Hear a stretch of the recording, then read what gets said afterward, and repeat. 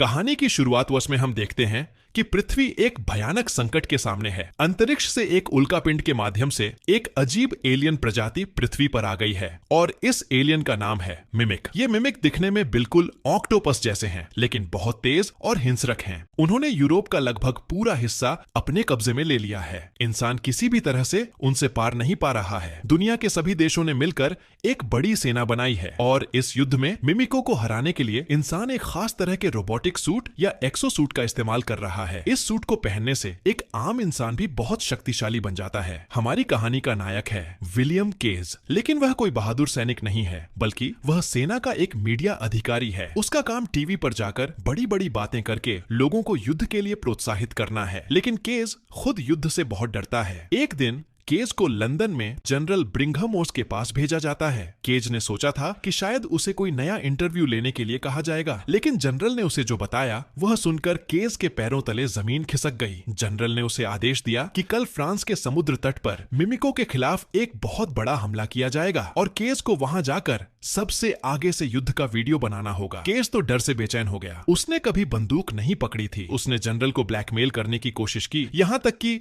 भागने की भी कोशिश की, लेकिन जनरल उसे छोड़ने वाले व्यक्ति नहीं थे। केज को बेहोश करके युद्ध के मैदान में भेज दिया गया। जब केज को होश आया तो उसने खुद को सामान के ऊपर पड़ा पाया। वहां उसकी मुलाकात सार्जेंट फेरेलन से हुई। सार्जेंट समझते हैं कि केज एक भगोड़ा आरोपी है जो युद्ध से बचने के लिए भागने की कोशिश कर रहा था। केज को जबरदस्ती ऑन जे स्क्वाडास नाम के एक अजीब दल में भेज दिया जाता है। इस दल के सदस्य थोड़े सनकी स्वभाव के हैं। अगली सुबह युद्ध का समय आ गया। केज को वह भारी रोबोटिक सूट पहनाया गया, लेकिन मजे की बात यह है कि केज को पता ही नहीं है कि इस सूट को कैसे चलाना है। यहाँ तक कि सूट की बंदूक का सेफ्टी लॉक कैसे खोलना है यह भी वह नहीं जानता। उसके साथी योद्धा उसका मजाक उड़ा रहे हैं। केज समझ रहा है कि आज वह जरूर मर जाएगा। फिर शुरू होता है वह विनाशकारी युद्ध। विशाल विमान से सभी सैनिकों को समुद्र में गिराया जा रहा है। चारों तरफ सिर्फ गोलाबारी और विस्फोट। मिमिकों को लगता है पहले से ही पता था कि इंसान यहाँ हमला करेंगे। वे समुद्र की रेत के नीचे से निकलकर सभी सैनिकों को मारने लगते हैं। केज किसी तरह समुद्र तट पर पहुंचता है। वह देखता है कि उसकी आंखों के सामने उसके सभी साथी मर रहे हैं। ठीक तब वह एक महिला सैनिक को देखता है जिसका नाम है रिता व्रातास्की। वह अकेले ही एक विशाल तलवार से मिमिकों को काट रही है। रिता इस युद्ध की हीरोइन है। उसे सब एंजल ऑफ वर्डन फन के नाम से जानते हैं, लेकिन दुर्भाग्य से युद्ध के बीच में ही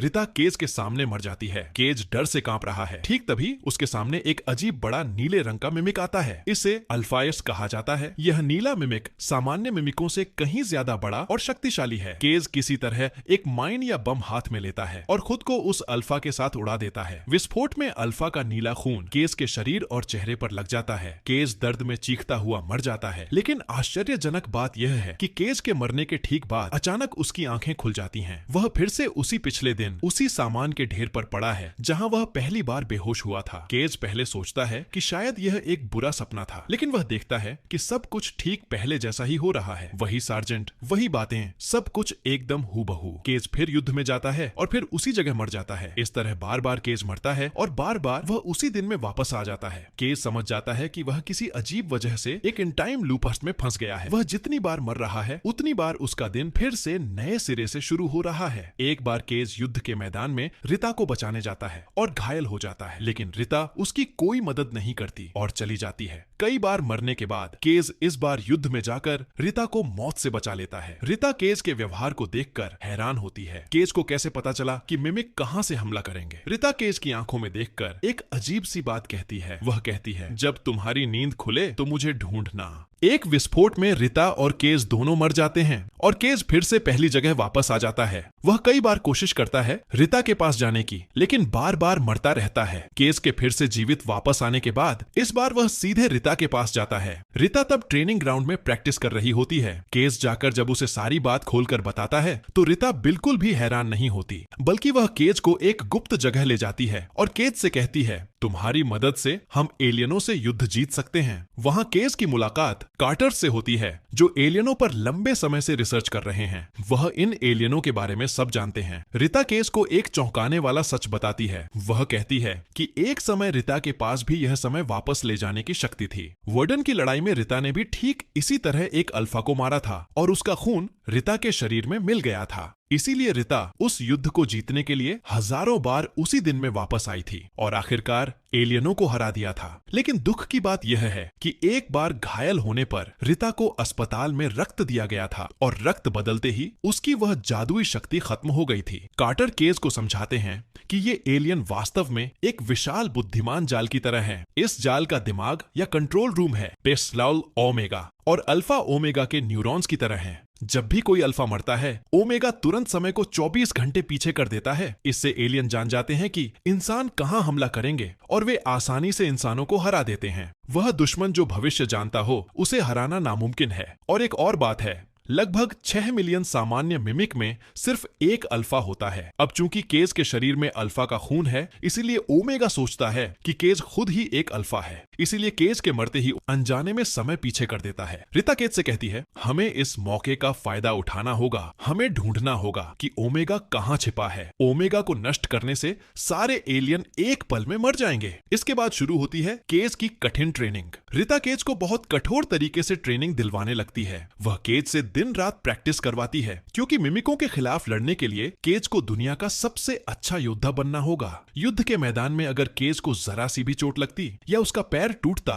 तो रिता तुरंत उसे गोली मार देती, क्योंकि रिता नहीं चाहती कि केज को घायल अवस्था में अस्पताल ले जाया जाए और उसे रक्त दिया जाए। रक्त देते ही वह शक्ति चली जाएगी। इसलिए हर बार केज को थोड़ी सी चोट लगने पर भी मरना पड़ता और नए सिरे से दिन शुरू करना पड़ता। एक ही दिन में हजारों बार मरना केज के लिए काफी यातना भरा था। केज धीरे धीरे युद्ध में निपुण होने लगता है। अब वह जानता है कि मिमिक कब बाईं ओर से आएंगे और कब दाईं ओर से। वह मानो पहले से ही भविष्य देख सकता है। ट्रेनिंग करते करते एक दिन केज को अजीब दृश्य सपने में दिखाई देते हैं। वह देखता है कि जर्मनी के एक बांध के अंदर ओमेगा छिपा है। कार्टर बताते हैं कि जब ओमेगा को पता चलता है कि कोई उसकी शक्ति चुरा रहा है, तो वह उसके दिमाग में सपने जैसे दृश्य भेजता है। यही वह जगह है जहां जाकर हमें ओमेगा को नष्ट करना होगा। केज और रिता मिलकर योजना बनाते हैं कि कैसे उस समुद्र तट को पार करके जर्मनी पहुंचा जाए। लेकिन यह बिल्कुल भी आसान नहीं था। वे सैकड़ों बार कोशिश करते हैं, लेकिन हर बार रिता मर जाती है। केज रिता को बचाने की कोशिश में खुद भी बार बार मरता है। कई कोशिशों के बाद एक बार वे समुद्र तट पार करके एक पुराने फार्म हाउस में पहुंचते हैं। वहां उन्हें एक हेलीकॉप्टर मिलता है। केज बहुत थक चुका था। वह रिता के लिए कॉफी बनाता है। रिता हैरान होकर देखती है कि केज जानता है कि वह कॉफी में कितनी चम्मच चीनी लेती है। केज तब उदास मन से स्वीकार करता है कि वे इस फार्म हाउस में पहले भी कई 100 बार आ चुके हैं। हर बार रिता यहाँ मर जाती है और केज किसी तरह उसे बचा नहीं पाता।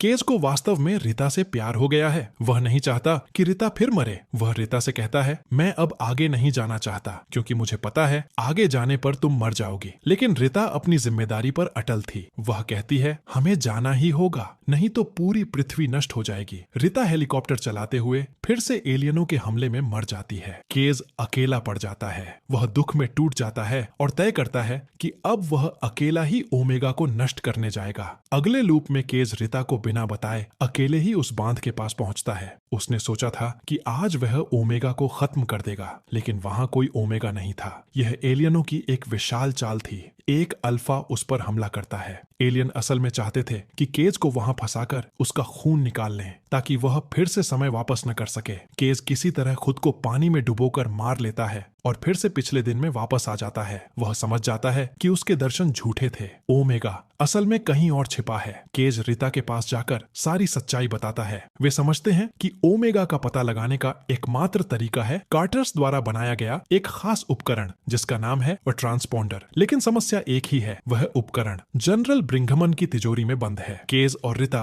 अनगिनत बार कोशिश करते हैं जनरल के दफ्तर में घुसने की। कभी वे पकड़े जाते हैं, कभी उन्हें गोली मार दी जाती है, लेकिन हजारों बार कोशिश के बाद आखिरकार वे सफल हो जाते हैं। केज जनरल को साबित कर देता है कि वह भविष्य जानता है। वह जनरल की हर बात पहले ही कह दे रहा था। जनरल मजबूर होकर वह उपकरण केज को दे देता है। उपकरण लेकर भागते समय मिलिट्री उनका पीछा करती है। गाड़ी में बैठे बैठे केज उस ट्रांसपोंडर को अपने पैर में लगा लेता है। तुरंत तुरंत ही उपकरण काम करने लगता है। केज ओमेगा की असली स्थिति देख पाता है। ओमेगा पानी के अंदर छिपा है, लेकिन ठीक तभी एक भयानक दुर्घटना होती है। उनकी गाड़ी पलट जाती है और केज बेहोश हो जाता है। जब उसे होश आता है तो वह खुद को एक अस्पताल के बिस्तर पर पाता है और वहीं सबसे बुरी घटना हो जाती है। डॉक्टरों ने समझे बिना केज को दूसरा रक्त दे दिया है, मतलब उसका ब्लड ट्रांसफ्यूजन हो गया है। केज समझ जाता है कि उसके शरीर में अब एलियन का खून नहीं है, मतलब अब अगर वह मरा तो वह वापस नहीं आएगा। अब उसके पास सिर्फ एक ही जान बची है, कोई रीस्टार्ट बटन नहीं, कोई दूसरा मौका नहीं। केज और रिता भाग निकलते हैं। रिता उससे कहती है, तुम अब हमारे जैसे एक आम इंसान हो, लेकिन हमारे पास समय नहीं है। आज रात ही ओमेगा को नष्ट करना होगा।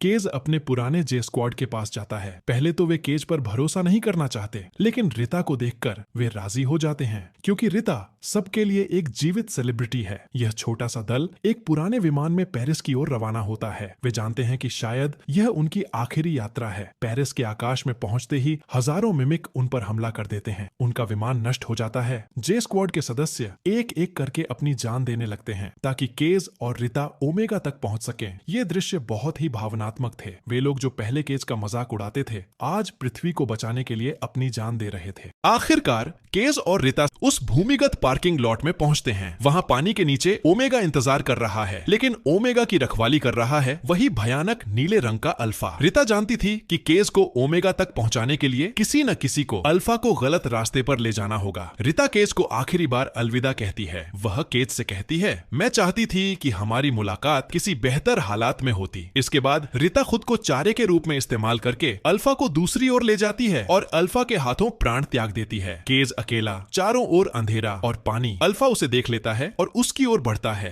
केज पानी के नीचे डूब जाता है और ओमेगा के ठीक पास पहुंच जाता है। अल्फा केज के सीने पर वार करता है, लेकिन केज के हाथ में एक गुच्छा ग्रेनेड था। केज ग्रेनेड के पिन खोलकर ओमेगा के अंदर फेंक देता है। एक विशाल विस्फोट होता है। ओमेगा टुकड़े टुकड़े हो जाता है और ओमेगा के मरते ही पृथ्वी के सारे मिमिक या एलियन बेजान पड़ जाते हैं। पृथ्वी एक चरम विनाश से बच जाती है।